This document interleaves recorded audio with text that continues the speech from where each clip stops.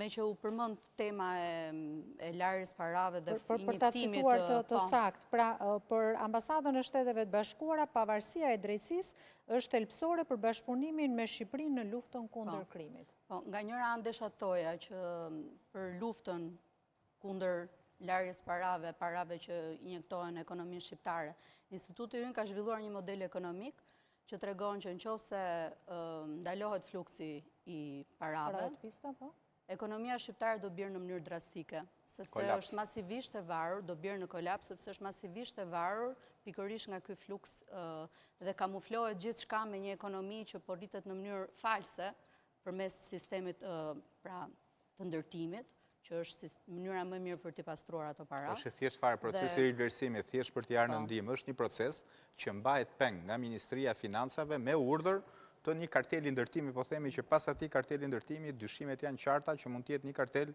i grupeve të trafikut ndërkombëtar të lëndë narkotike dhe kjo përbën skandal. Pra do duhet hynte në fillim të janarit, më zgaboj, do duhet hynte në fuqi, nuk janë miratuar aktet nënligjore që bëjnë evident. Edhe mban peng, po themi, të gjithë këtë industri me një qëllim vetëm, jo për t'i shërbyer shqiptarëve, se shqiptarët po ikin për fat keq. Se një nga arsyet e këtyre protestave, qoftë sa i përket pjesëmarrjes, po qoftë sa i përket cilësisë është eksodi për fat keq. Dhe ne e dim këtë. Ne që kemi vizituar Shkodrën, po themi njohim Shkodrën, Lezhën, Mamurasin, Kuksin, Dibrën, edhe po themi zonën e Durrësit të Ri, apo zonën e Paskuqanit, apo zonat periferike të Fierit, nga ku gjithmonë vinte ajo vala e madhe protestuesve, ato zona janë të boshatisura. Dhe koha ka treguar që emigrantët shqiptarë që pas 2008-s nuk dënjojnë më të kthehen në Shqipëri. Për pjesën e drejtësisë, do thoja që është evidente për çfarë e kam pasur për vendimin e gjykatës kushtetuese, që normalisht në kushte normale, në një shtet normal, do kishte qenë 8-0 vendimi, jo 4-4, por nuk jetojmë në kushte normale, kështu që ata kanë dashur t'japin një shenjë se si duhet të veprojë dhe drejtësia në mënyrë të pavarur.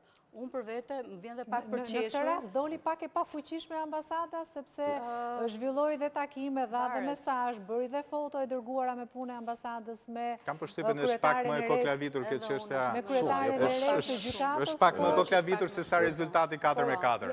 Po thjesht desha ta thoja, është pak edhe përqeshur qesharake që në 10 vjetorin e reformës në drejtësi, se tani u bën 10 vjet që është miratuar. Një nga institucion, ose më mirë institucion më rëndësishëm që solli kjo reformë ishte SPAK-u. Atëherë kjo qeveri luftoi për ta bërë këtë reformë, për ta sjellë SPAK-un. Çka ka qeveria kundër SPAK-ut? Pse tani kur SPAK-u ishte kthyer kundër qeverisë, kjo qeveri Befas ka ngritur armët kundër SPAK-ut? Sir kundër, po bën detyrë. Po bën punë. Nëse është tingëllon keq. Do të flisë pak për vendimin e gjykatës. Radh parë gjykata kushtetuese nuk mori vendim. Refuzoi të merrte vendim për lokalitin votat dhe ngelin fuqi pezullimi i GKK-s. Pra vendimi 4-4 nuk është vendim e para. E dyta, se me ngacmoj kjo 18-0-shin. Edhe unë ashtu mendoj 18-0 do të ishte, por në të kundërtën.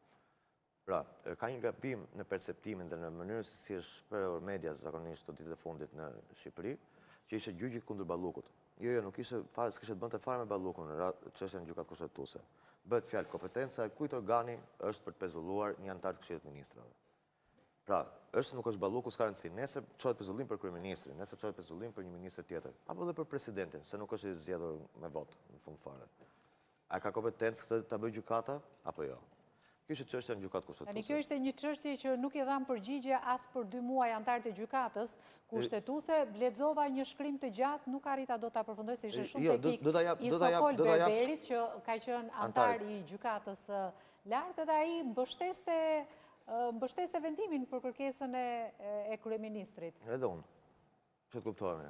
Arsyeja shumë e thjeshtë, jo se mbështes kryeministrin. Nëse mund të vi një kryeministër më i mirë, më i pastër, më i kulluar, një gjyqtar i korruptuar, më i prokuror të korruptuar, më pezullon nga detyra. Po ja mos e ka dhe shkallë tjera të gjykatës. Ka dhe shkallë tjera gjykatës, se nuk është vetëm një gjyqtar. Kemi apelin. Ja ta mbaroj deri në fund dhe pastaj më kundërshtoni. Ne kemi një kushtetutë. Në fund fare, qytetarët shqiptar kanë rënë dakord të bëjnë një kornizë ligjore se si do funksionon shteti. Kemi një parlament, që parlamentin na përfaqëson neve parimisht. Pavarësisht se sot është rëmbruar dhe parlamenti nuk përfaqëson askënd, pa i parlament na përfaqëson neve. Gjykata mund të drejtohet parlamentit dhe prokuroria me heqjen e imunitetit dhe vënien e prangave zonës Balluku. Parlamentin ne s'kemi si ta paragjykojmë se është i Partisë Socialiste dhe nuk do heqë imunitetin. Atëherë që se parlamenti dhe arrin këtë pikë që të mbrojë njerëz me prova, me fakte për të arrestuar dhe mos ja heqë imunitetin, do thotë që ka dështuar sistemi jonë. Dhe opozita në këtë rast, ajo protesta që bëhet, do të ishte me një qëllim tek ndryshimi i kodit zgjedhor, e para fare, që ne të kemi përfaqësim ato njerëz që duhet që të mbajnë përgjegjësi nesër me vot kur të votojnë ndryshe. Ne sot kemi një grup deputetësh që votojnë çfarë thotë Edi Rama, 83 deputet, dhe 99% do ndryshojë dhe kodin e procedurës, se do gjejë 1-2 si gjithmonë deputet për ta ndryshuar. Mund të ndryshojnë, po mund edhe të mos të ndryshojnë, se mbase do të ketë presion nga institucionet e Bashkimit Evropian dhe mund të kushtozojnë edhe çështjen e procesit e integrimit të Shqipërisë.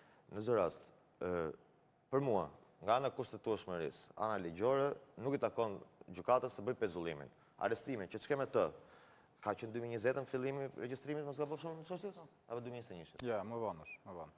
Sigurisht 5 vjeçari të parës. Ta bëjmë debat. Duhet kalojmë publicitet patjetër, kthehemi pas pak për të biseduar përsëri dhe për të diskutuar aktualitetin politik të ditës me të